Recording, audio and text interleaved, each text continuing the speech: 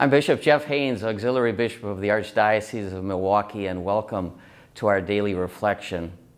When I was growing up and was rather young, my brothers and my sister and I we'd pray together as a family every night. Mom and Dad would gather us together in the boys' bedroom, and we would have our regular prayer time. We always prayed what we called the God bless prayer.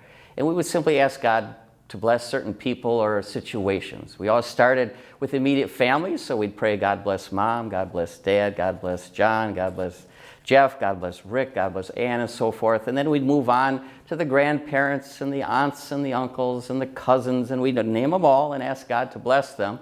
Then it was the neighbors and the friends and the teachers at school.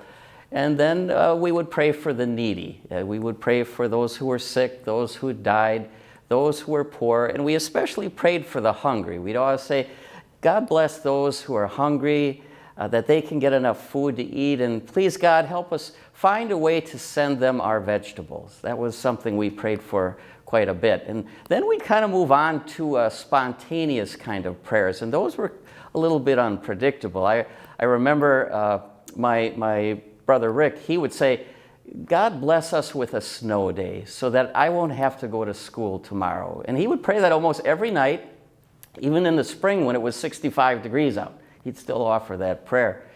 Sometimes there was a little bit of criticism in the prayers. My sister, I remember her praying, God bless Smokey the bear, my stuffed animal, that my brother Jeff and my brother Rick will stop passing him around and kicking him like a football. And I, of course, would pray for my favorite baseball player, Eddie Matthews. I'd say, God bless Eddie Matthews. Please help him to hit more home runs. So those were the kind of spontaneous prayers that we would offer. Now, later in the prayer service, we would hit that point where we actually tried to extend the prayer. Make it last longer. The reason is, at that age, we did not like to go to bed. We did not even want to go to sleep. We wanted to stay up as long as we could. So we would try to extend the prayer even longer by coming up with more and more petitions. And the master at that was my older brother, John. Very creative mind. The ways he could come up with things to pray for, oh my goodness. I remember him saying, God bless the Maytag repairman, that he will get a washing machine that he'll be able to prepare. Or he'd say, God bless those people who don't know what a bubbler is and don't know where to get water to drink, that they will not be so thirsty. And I remember him praying for the Pope. I remember he said, God bless the Pope, and that he will be able to learn numbers so he won't have to put letters after his name all the time.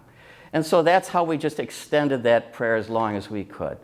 But eventually, Mom and Dad would intervene and say, well, that's enough now. We've got to conclude our prayer. And we always ended the prayer in the very same way. And we would pray, because we were a sports family, we loved baseball, we'd always pray, God bless our team, we stick together. That was kind of our family motto. If you were to check the tombstone of my mom and dad out at Holy Apostles Cemetery, it's written right on there, God bless our team, we stick together. And Mom and Dad always used to say to us, the second part's really relying on the first. We aren't going to stick together if we're not rooted in the foundation of God. Now, I bring up that prayer today because our gospel reading is a prayer.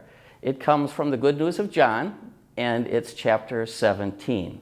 And the whole of chapter 17 is a prayer. It's called the High Priestly Prayer of Jesus. The section of the prayer we have today is the last part, the third part, where where Jesus prays for his disciples. And in other words, and also those who are going to believe in the gospel because of them. In other words, Jesus is praying for the church, his team. And this is what he prays. He says, I pray not only for these, but also for those who will believe in me through their word, so that they may all be one, as you, Father, in me, and I in you, that they may also be one in us, that the world may believe that you sent me. I may know to them your name, and I will make it known, that the love with which you loved me may be in them, and I in them. And so he's praying for the oneness of the church, for God's team. But he grounds that in a foundation, the foundation of God's love. He says, that is what will hold you together. I bring that up today. I was reading an article about the COVID-19 pandemic. It was a rather interesting article. The author said, there's an awful lot of bad things that have happened to us because of the virus. So many people dying, getting sick, hitting the economy, and all sorts of things like that. He says, but actually one of the positive things is that it's brought people together in more unity. We were a very divided people. And he says that, not to say there aren't divisions, but there's a coming together of people concerned about other people, making generous donations, people with more honor and respect and gratitude for the people in professions like the medical people and the first responders, the emergency people, and also for the laborers who keep our lives going. And of course, people kind of respecting the rules and regulations that keep us safe. There's kind of a oneness that's happening because of responding to the virus. And while that's true, I think it's working in that way somewhat. But my question is it going to last? Because that's all based on a perceived need. What happens when the need is taken care of? If we do get a vaccine, is there still going to be the unity? We have to ground it in something deeper than that. As Jesus would say in the gospel today, we have to ground it in a love for God's people and realize that we are all part of God's family, all brothers and sisters to each other, and we have to respect and love each other. And so let's try to do that today and every day as we all pray, God bless our team. We stick together. I invite you to join us for another daily reflection tomorrow. In the meantime, be safe, stay healthy, and God bless you.